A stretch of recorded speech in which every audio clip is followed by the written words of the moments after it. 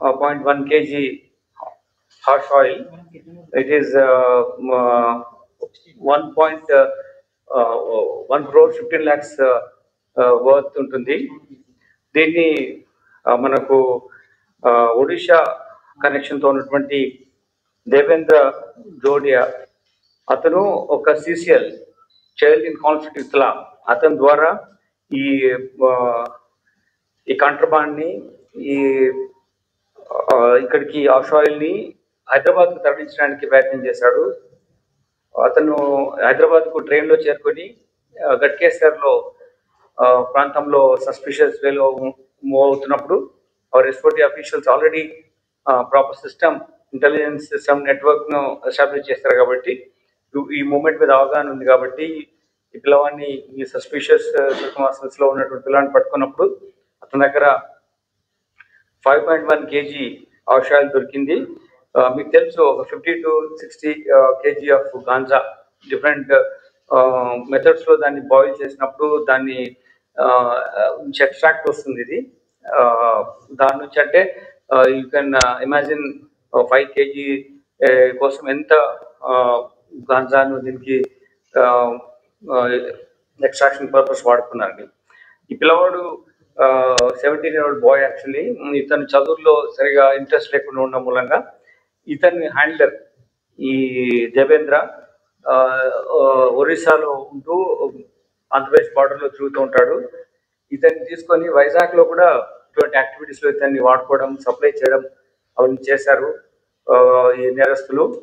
అతన్ని అక్కడ చేసిన తర్వాత అతని ద్వారానే హైదరాబాద్ లాంటి ప్రాంతాలను కూడా అమ్మడానికి తీసుకొచ్చినప్పుడు ఇది first time this boy had come to our place and we caught him. ఇతనికి పట్టుకున్న తర్వాత ఈరోజు మార్నింగ్ మెడికల్ డాక్టర్ సర్టిఫికేట్ కూడా వెరిఫికేషన్ కూడా చేయడం జరిగింది పిల్లవాడు ఏజ్ డిటర్మినేషన్ కోసం. It is confirmed is CCL child in conflict with law.